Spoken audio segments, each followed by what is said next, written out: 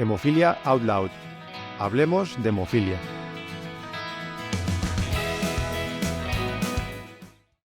Hola, bienvenidos y bienvenidas al tercer episodio de la segunda temporada de nuestro podcast Hemofilia Out Loud. Hablemos de hemofilia. Sabéis que pretendemos ser un punto de encuentro entre pacientes, profesionales sanitarios y cualquier persona que se quiera interesar por esta enfermedad rara, que ya no es tan rara gracias, entre otras cosas, a este podcast.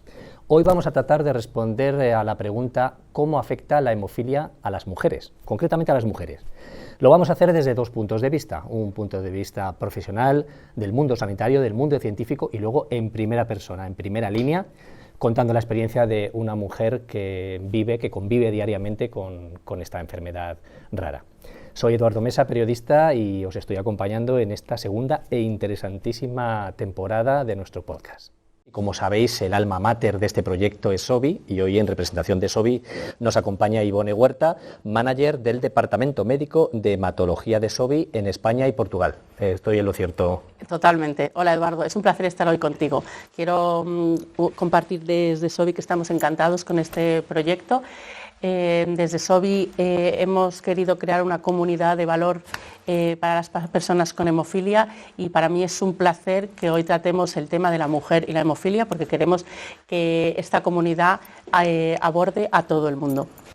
Hoy vamos a responder a una pregunta fundamental: ¿cómo afecta la hemofilia a las mujeres? Vamos a profundizar en primera persona con una persona que lo vive diariamente en su vida cotidiana, y también desde el punto de vista de un experto sanitario que nos va a contar por dónde van las líneas de investigación, qué es lo último que se está investigando y, bueno, un poco cuál es la perspectiva de futuro. Ivone. Y para eso hoy tenemos unos invitados de lujo, el doctor López del Hospital Regional de Málaga y Lara Formariz, que es la vocal de FEDEMO y presidenta de la Asociación Vizcaína de Hemofilia. Muchísimas gracias. Muchas gracias a vosotros. Encantadas.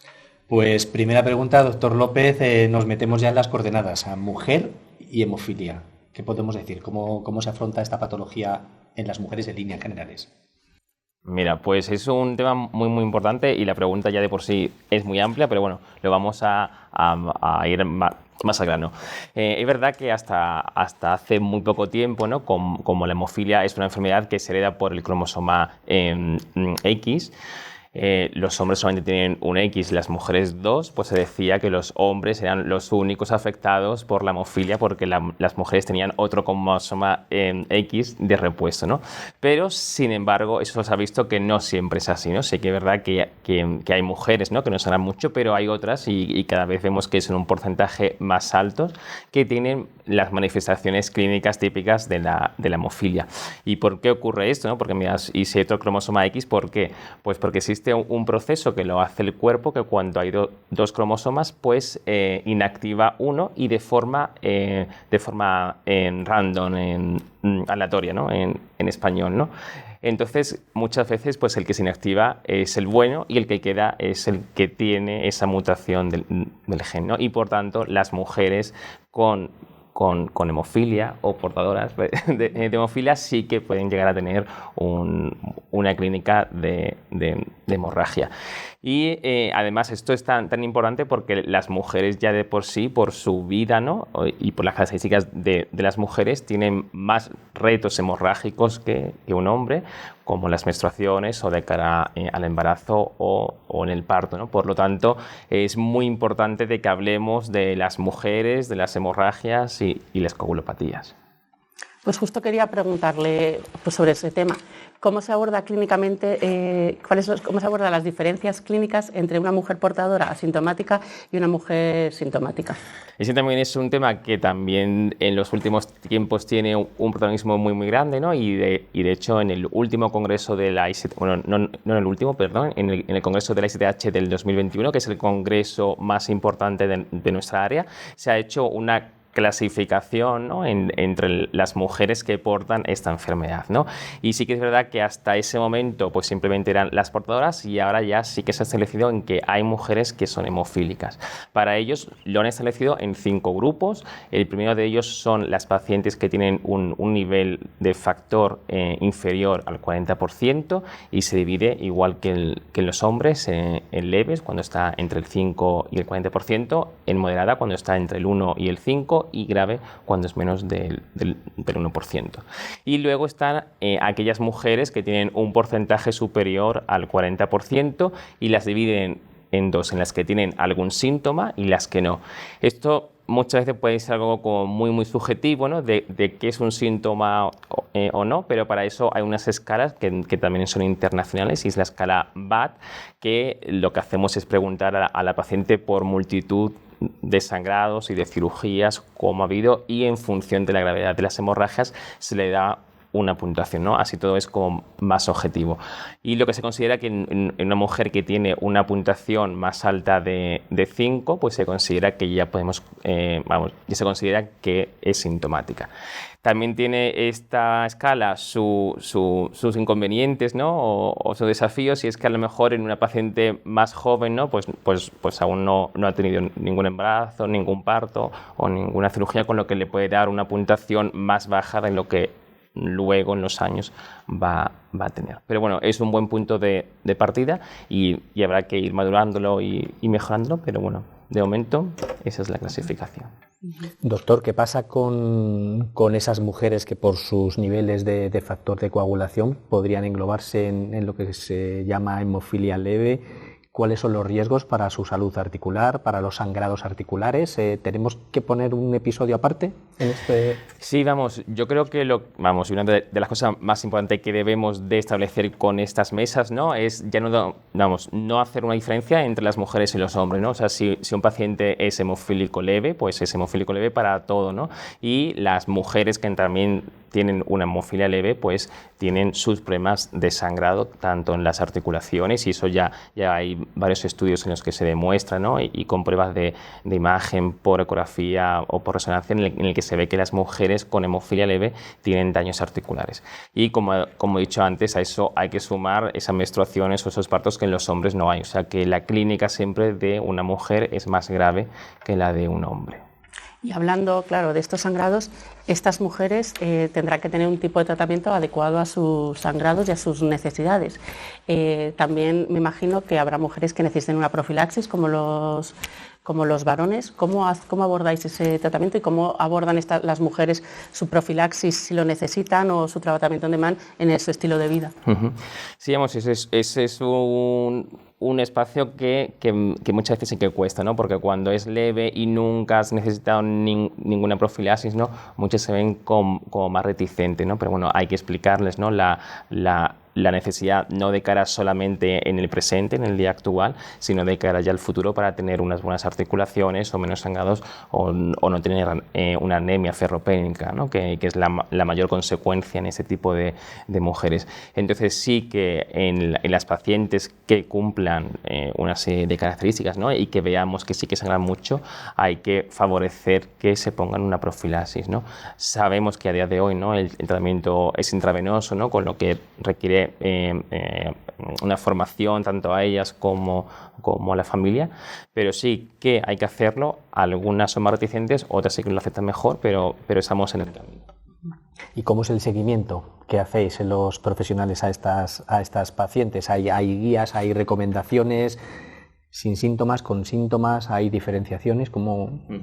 Sí, mira, la verdad es que no hay ninguna guía que nos digan cada cuánto ver a las portadoras, porque sí que es verdad que las guías donde se centran más es en el embarazo, ¿no? Es una época como más importante y nos establecen que hay que hacer controles en el embarazo y siempre en la última parte del embarazo, de cara al parto, luego ese seguimiento en el parto. Eso sí que está todo muy, muy bien establecido, pero fuera de allí no hay nada. Entonces cada uno va haciendo lo que ve.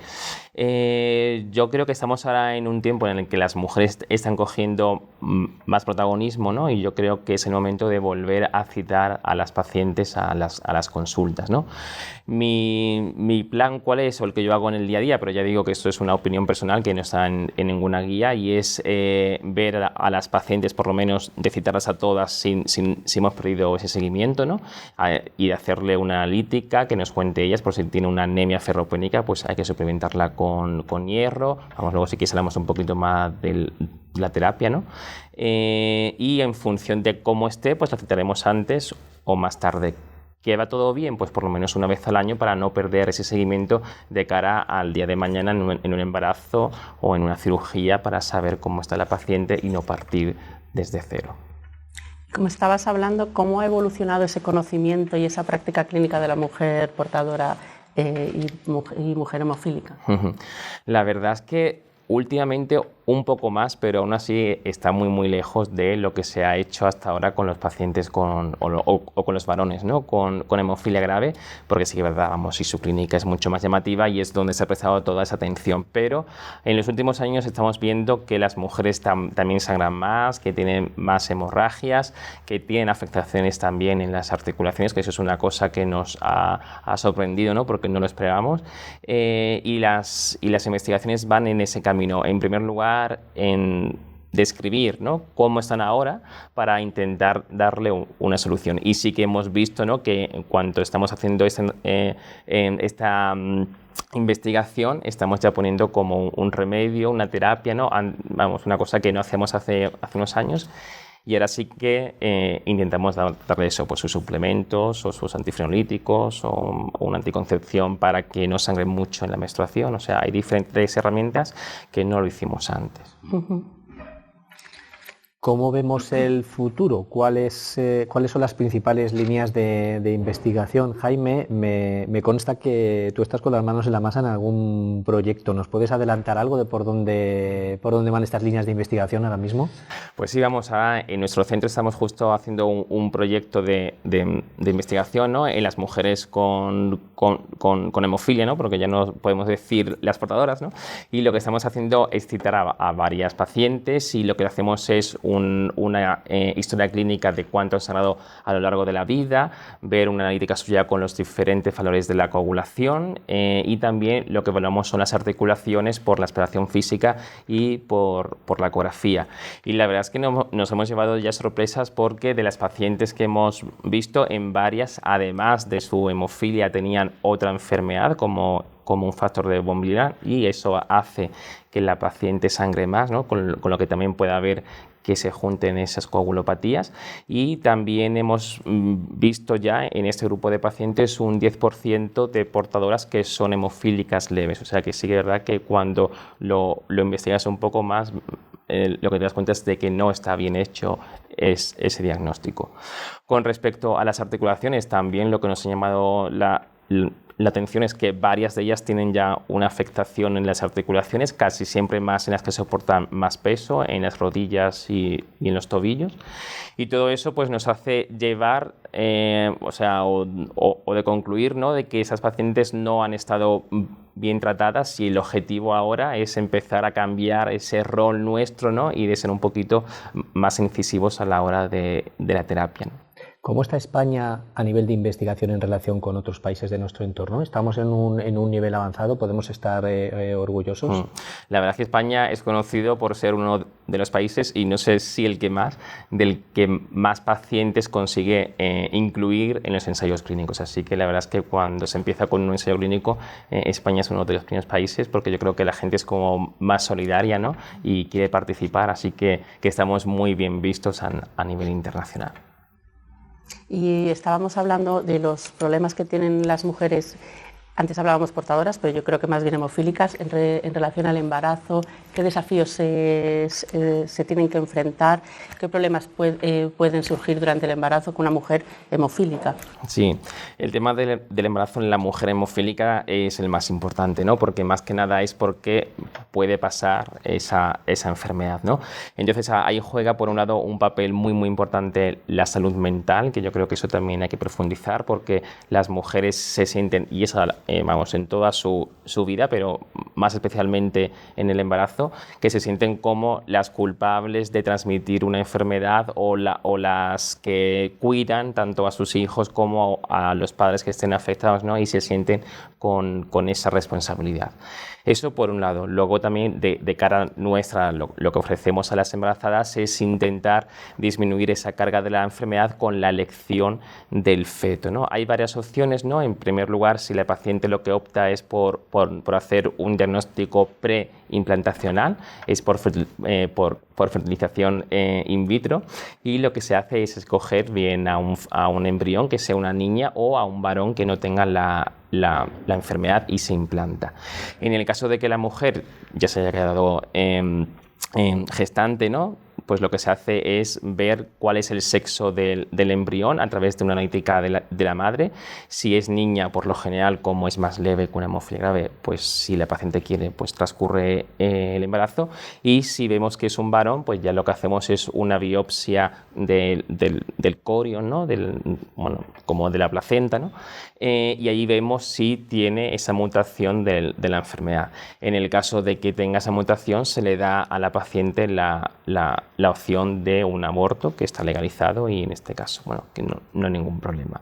Eso de cara a lo que es el embarazo, o sea, en el inicio, y luego sí que hay que prestar una atención más especial durante todo el seguimiento del embarazo para ver que ni tanto la paciente tiene ninguna hemorragia ni el feto. Y durante el parto, porque estamos hablando del embarazo, la mujer lleva a término su embarazo, ¿qué ocurre en el parto? ¿Cómo lo abordáis o qué desafíos, qué problemas nos podemos encontrar? Pues el parto también es otro de los momentos más críticos, ¿no?, por las hemorragias que pueden haber. Hay que diferenciar como los dos tipos, ¿no?, la hemofilia A y la B, porque en la hemofilia A, que es el déficit del factor 8, por lo general sí que suben los valores del factor 8, ¿no?, y se pueden llegar a normalizar, ¿no?, al final del embarazo. Sin embargo, en la hemofilia B con el 9 no, o sea, por lo general no sube durante el embarazo, con lo que en este caso pues hay que prestar más atención. En esos casos el objetivo nuestro es alcanzar un nivel de factor, del que sea, superior al 50%, bien porque la mujer lo fabrica o si no con la administración de los fármacos, y en tal caso la mujer puede tener un parto con su epidural, o sea, eso no es ningún tipo de problema, y luego sí que es importante de mantener esos niveles superiores al 50% durante los 3 primeros días si el parto es vía vaginal, o hasta 5 días si es una cesárea. Luego también otra de las preguntas es: ¿el parto tiene que ser una cesárea, tiene que ser vía vaginal? Lo que recomiendan las guías es que no puede ser un parto con instrumentos, o sea, con forceps o con ventosa, por el riesgo de que el niño tenga una hemorragia intracraneal. Y aunque la guía de la Federación Mundial de hemofilia nos dice que si sabemos que el niño tiene una hemofilia grave, lo mejor es hacer una cesárea. En nuestro centro, la verdad es que si por parte de los ginecólogos ellos ven conveniente que se puede hacer vía vaginal, lo hacemos, siempre sin usar ningún instrumento. El parto, una situación que puede ser complicada, como estás contando, pero ¿y qué pasa cuando una mujer se tiene que enfrentar a una operación durante su vida, pasar por quirófano? ¿Qué recomendaciones que tiene que tener en cuenta? Pues mira, la recomendación número 1 es que vaya antes con su hematólogo, ¿vale? Eso es muy importante, porque hemos visto a algunas pacientes que lo que hemos dicho antes, ¿no?, que se minimiza todo y han ido, pues, por ejemplo, a una privada o algo así y se han operado y han habido unas hemorragias muy grandes. Entonces, ante una operación, si es programada, ¿no?, siempre a su hematólogo para consultar, ¿no?, porque lo que le vamos a poner es una medicación antes y después de la operación. También es importante de saber cuáles son los niveles que tiene esa paciente en ese momento para ajustar el tratamiento o la dosis, ¿no?, que le vamos a poner. Y luego sí que es importante también comentarlo con la familia para que le dé un apoyo y para que vigile más de cerca el tema de si hay alguna hemorragia o no. Luego, si el ingreso es corto, pues se le cita la consulta para ver si la paciente tiene cualquier anemia o cualquier otra incidencia, para ver cómo ha ido ese postoperatorio. Pues interesantísimo todo lo que nos cuentas, ese marco en el que se mueven pacientes como Lara, que la tenemos hoy aquí para darnos su testimonio. Y la primera pregunta sería, ¿cómo es tu día a día? ¿Cómo has afrontado esta patología? Bueno, pues lo cierto es que yo conozco que tengo hemofilia, que soy una mujer con hemofilia desde que he nacido, porque soy portadora, y ahora hablamos de ese término, pero portadora, que es lo que se ha conocido siempre, obligada. Entonces, bueno, pues mi día a día, fundamentalmente yo creo que en donde más problemas he tenido porque hablamos de temas articulares, pero es verdad que como no ha habido mucha conciencia de problemas articulares en las mujeres, ni siquiera nosotras nos hemos mirado. Yo no sé cómo tengo las articulaciones porque no me las ha mirado nunca nadie, pero hay cosas que en el día a día sí que las vivimos y sí las padecemos. Que eso, el tema de la menstruación, por ejemplo, para nosotros y todos los temas ginecológicos en general son bastante importantes. Y ahí sí que hay una sintomatología y eso sí que nos afecta en nuestro día a día y nuestra calidad de vida, con asentismo escolar y laboral en algunos momentos por menstruaciones muy abundantes, incluso muy dolorosas, y eso, hematomas a la hora de intervenciones quirúrgicas también. Actualmente tengo más conciencia de ello y entonces he tenido más cuidado, he estado con el hematólogo previamente y hemos organizado y planeado esa intervención, pero yo a lo largo de mi vida he tenido intervenciones quirúrgicas en las que no se me ha visto antes, no se me han mirado los niveles, lo cual ha supuesto un riesgo, claro, en su momento para mi vida, sin que fuéramos conscientes de ello. Bueno, pues ese ha sido el día a día un poco, ¿no? El estar metida e involucrada en el mundo de la hemofilia desde siempre, con poca conciencia de mis necesidades, mucha conciencia de las necesidades de los hombres, y bueno, es eso, pues hemos sido un poco cuidadoras. Hemos estado un poco apoyando las necesidades de ellos y de repente eso, según nos hemos ido haciendo, bueno, o sea, hemos llegado a esta época, hemos sido conscientes más de las cosas que nos han pasado a lo largo de la vida y que dices, ostras, tuve una hemorragia y era porque yo tenía hemofilia. Y en ese momento nadie lo relacionó con la hemofilia ni le prestó atención, pero yo ahí tuve una hemorragia y tuve que volver al hospital y esa conciencia la hemos tenido pues eso, más recientemente, como decía el doctor. ¿Y cómo notas? Justo iba a preguntarte, ¿cómo notas esa diferencia entre, dices, desde siempre he sido una mujer hemofílica y lo hemos sabido, ¿qué diferencias notas desde cuando al principio te lo diagnosticaron y en la actualidad cómo se aborda y cómo ese abordaje clínico y de seguimiento de una mujer hemofílica? Bueno, las cosas están cambiando, eso es cierto, o sea, ya lo decía el doctor. Actualmente, pues eso, empezamos a tomar conciencia todos, nosotras como pacientes y los sanitarios, de que las mujeres eso, tenemos sintomatología, que tenemos necesidades específicas, además muy particulares de las mujeres que no tienen los hombres, que, como todo el tema ginecológico, que creo que es bastante importante para nosotras. Entonces, bueno, pues se empiezan a notar cambios eso, a la hora de abordarlo. Es verdad también que empiezan a ser pequeños pasos y que esa conciencia desde el mundo sanitario está más presente en los sanitarios que están en contacto más directo con la hemofilia, como es el caso del doctor López. Pero es verdad que hay muchos sanitarios que no tienen contacto con la hemofilia que todavía tienen mucho desconocimiento y no estoy hablando, o sea, es fundamental en cualquier otra especialidad, pero más todavía en hematólogos. O sea, todavía nos encontramos con hematólogos que no tienen un contacto directo con el mundo de la hemofilia, que tienen mucho desconocimiento de las necesidades de las mujeres, que también ellos minimizan nuestras necesidades, que siguen con el discurso ese de que nosotras solamente lo portamos y entonces, pues nada, que a nosotras nos pasa así, nos resbala la hemofilia y eso, que de ahí también quería, si me lo permitís, hacer una aclaración, que estamos aquí, ha salido el tema del término de portadora, hemofílica. Bueno, nosotras estamos queriendo que se haga una revisión de ese tema, porque es verdad que históricamente se nos ha conocido como portadoras, pero que si nos paramos a ver cuál es el significado de portadora, es portar, y portar es llevar de un sitio a otro. Es como yo cojo la hemofilia de mis padres, se la llevo a mis hijos y a mí me pasa de largo, ¿ya? A mí no me afecta, porque solo la aporto. Entonces, creemos que es un término que realmente es súper reduccionista y que además no refleja la realidad.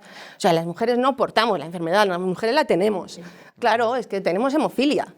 No nos limitamos a portarla por el mundo, ¿sabes? Entonces, pues eso, estamos tratando de que se deje de utilizar ese término de portadoras, no somos portadoras.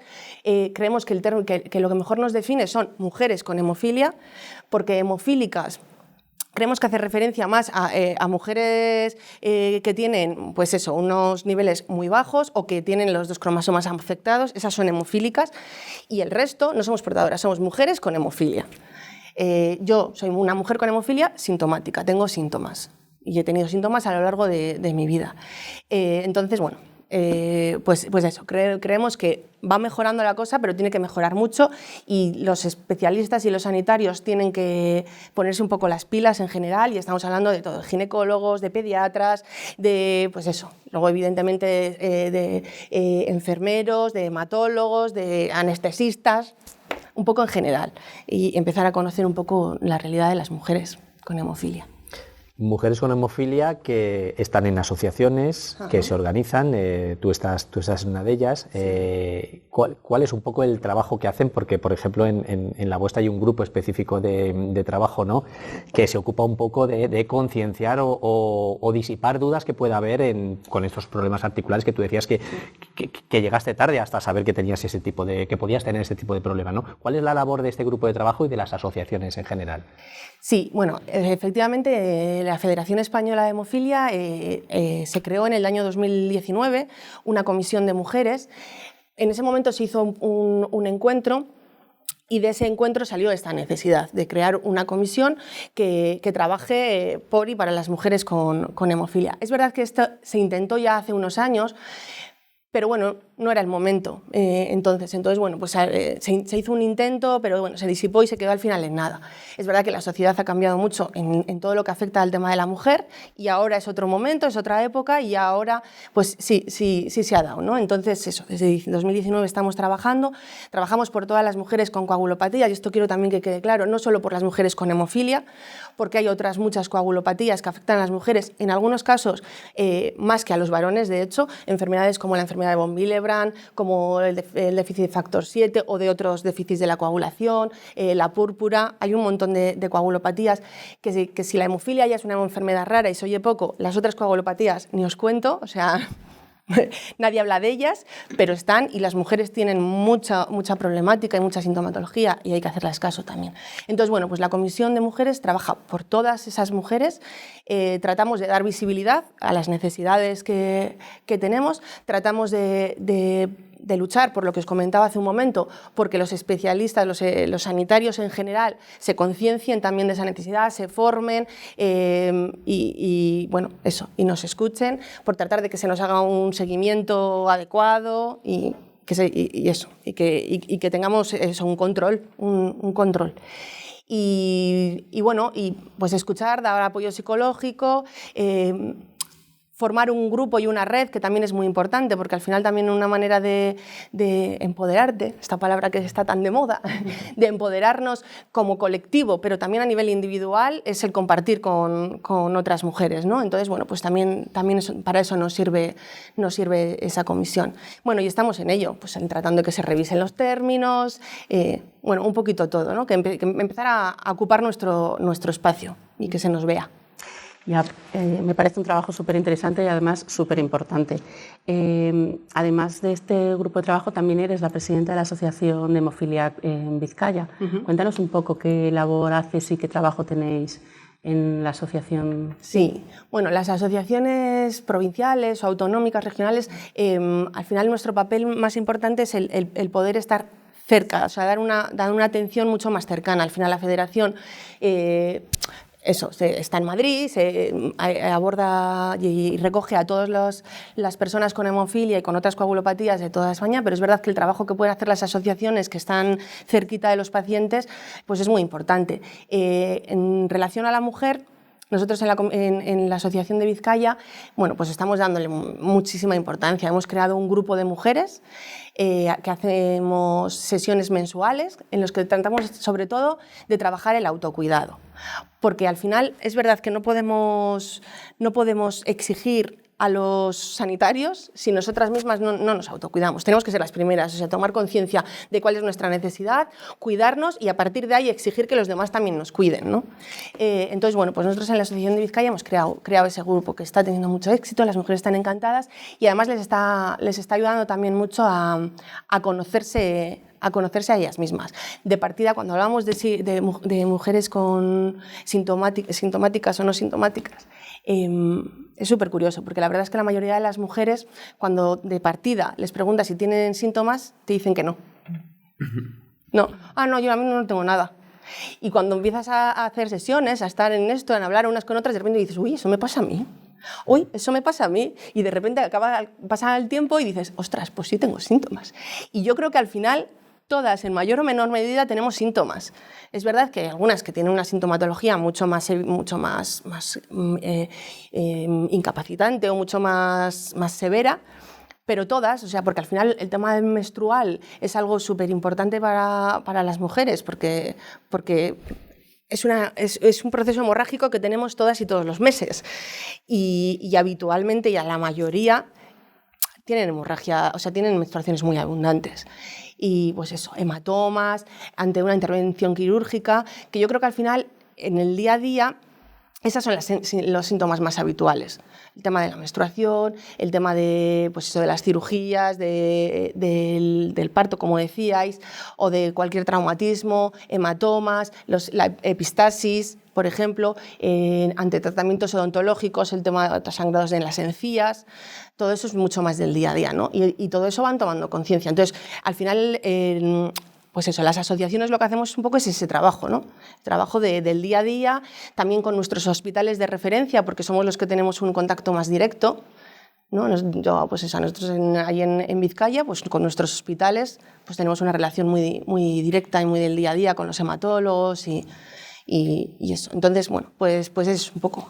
Has mencionado el tema de la menstruación, fundamental. ¿Cuál ha sido tu experiencia en el día a día? ¿Cómo lo has manejado y qué consejo puedes dar a personas que a lo mejor es un momento que les preocupa por desconocimiento de cómo lo van a gestionar? Bueno, mira, el tema de la menstruación, tenemos un problema. Al final nosotras, concibimos la menstruación o normalizamos la menstruación en relación a la menstruación que tenemos en nuestra casa, o sea, en nuestras familias, nuestra madre, nuestra abuela. Claro, cuando estamos dentro del mundo de la hemofilia, nuestra madre y nuestras abuelas han tenido menstruaciones superabundantes. Son normales. Entonces, yo tengo menstruaciones superabundantes que son normales, porque yo no sé cuál es la realidad de otras personas, o que me duran muchos días. Pero eso es lo que ha habido siempre en mi casa, es lo mismo que les ha pasado a las mujeres que me han precedido. Entonces, es eso, no tengo conciencia de que mis menstruaciones no son normales. Entonces, creo que es importante ver cuál es la normalidad realmente y cuál no lo es. Y eso al final creo que es muy importante, la relación con los hematólogos, hablar con ellos y con los ginecólogos también, porque también ellos son los que nos van a decir lo que es normal y lo que no en ese sentido, ¿no? O sea, el poder decirle, oye, mira, mis menstruaciones duran tanto tiempo, tanta cantidad, tengo que cambiarme la compresa cada tantas horas. Bueno, pues todo eso son puntos de referencia para poder valorar si realmente es una menstruación normal o es muy abundante o es patológica, ¿no? Y al final, bueno, pues es un poco eso. Yo creo que es tener que tomar conciencia y hablar con los especialistas. Ese es un poco. Y uno de los temas que estamos hablando también, a los que se enfrenta la mujer, es el momento del embarazo y los hijos. ¿Qué apoyo psicológico y emocional tenéis alrededor del embarazo y de...? Bueno, en cuanto al embarazo, pero en general, porque también es otra de las cosas. Al final es verdad que cuando hemos estado hablando a lo largo de la historia, no digo en este momento, pero bueno, seguimos un poco ahí. Si se ha hablado de mujeres, se ha hablado de embarazo. Y se ha hablado de planificación familiar. Y se ha reducido a eso. Entonces, nosotras necesitamos un abordaje, pues eso, psicológico o un apoyo psicológico, sí, pero no por el embarazo, el parto. Es importante a lo largo de toda nuestra vida, porque hay otros momentos muy importantes. Es más, hay mujeres que a lo mejor a lo largo de su vida no tienen ningún parto. Pueden pasar por la vida sin tener parto, pero hay cosas que sí van a tener. Van a tener la menstruación, seguro, van a tener alguna intervención quirúrgica casi seguro a lo largo de toda su vida, o algún traumatismo. Entonces, necesitamos un poco ese apoyo, pero para todo, no en concreto para que tengamos... Si yo tengo ese acompañamiento, creamos esos grupos de apoyo, voy a estar acompañada a lo largo de toda mi vida. Cuando llegue el momento del parto, también y me vendrá bien. ¿Qué apoyo psicológico? Pues mira, de la Federación Española hay un servicio de atención psicológica que está al servicio de todas las personas con hemofilia, las mujeres también de toda España. Y luego en las asociaciones, pues eso, tenemos los grupos de apoyo que muchas asociaciones han creado para mujeres y bueno, y quedamos ese servicio más directo. Y bueno, eso, pero ya te digo, a lo largo de toda la vida y no solamente centrado en el embarazo, porque luego es eso. Tenemos tenemos mucho sentimiento de culpa, es verdad, por trasladar eso, pero también nos sentimos culpables cuando pedimos que nos presten atención, por ejemplo. Es como, no sé si tengo derecho, ¿sabes? O sea, que la culpa no solamente es porque me vaya a pasar mi enfermedad a mis hijos, que eso también y evidentemente, pero también sentimos culpa por otras cosas mucho más pequeñas, de, bueno, por no molestar, ¿no? Entonces, bueno, pues todo eso hay que trabajarlo, en general. Quisiéramos terminar esta charla tan interesante como todas las que tenemos en este podcast, hablando del embarazo, porque sí que es verdad que es un momento cumbre en la vida de muchísimas mujeres, ¿no? Y sería una pregunta para los dos, tanto para el doctor López como para ti, Lara. Nuestra pretensión aquí es dar visibilidad a esta enfermedad y también desmitificar, ¿no? Tirar por tierra esos mitos que hay infundados sobre, por ejemplo, el embarazo y la hemofilia. No sé, doctor, cuáles podríamos desmontar, que están por ahí pululando y que no son ciertos. Sí, vamos. Sí que son ciertos algunos, pero sí que es verdad que eran otras épocas, ¿no? O sea, es verdad que con lo que más me encuentro yo son comportadoras o con hemofilia, ¿sabes? Sí. En el que sus padres, pues, vamos, tuvieron esa hemofilia, ¿no? En los años 80 y en los 90, en los que muchos se infectaron de VIH, de hepatitis y murieron, ¿no? Entonces ellas han vivido una enfermedad de la hemofilia muy grave, o sea, la peor que se ha podido vivir, ¿no? Entonces tienen ya, en plan, no quiero ser madre o no quiero tener un niño hemofílico, ¿no? O mi problema con el embarazo o con el parto, ¿no? Entonces sí que lo primero es ese sentido de hecho de no querer tener hijos, eso es ahí muy bien, pero la hemofilia de hoy en día no es la misma que tú viviste cuando eras pequeña, ¿no? Con tu padre, ¿no? O sea, por suerte hay tratamientos mucho más buenos y sin ningún riesgo de infección, o sea que hoy la hemofilia es otra. Y también de cara al parto para ellas, ¿no? Que también les da mucho miedo, ¿no? Del tema del sangrado, que a día de hoy también se les administra a las pacientes su factor para que lleguen a un nivel adecuado, y la epidural también se le puede dar, ¿no? Entonces, bueno, yo creo que lo más importante es la información que se le puede dar a las pacientes y quitarle esos miedos. Sí, bueno, yo creo que es muy importante de cara al parto y de cara en general el hecho de tener un seguimiento. O sea, creemos que es súper importante que empecemos a tener conciencia de que hay que, como decía antes el doctor López, hay que hacer un seguimiento a las mujeres. O sea, el tener un control anual de los niveles de factor que tiene nos va a hacer saber en qué momento está y cuál es la necesidad real. Es eso, en este momento concreto, ¿no? Entonces, bueno, eso, el hacer un seguimiento, el tener unos controles, el tener una comunicación habitual con el hematólogo, para todo, pues eso, para de cara a una cirugía y demás.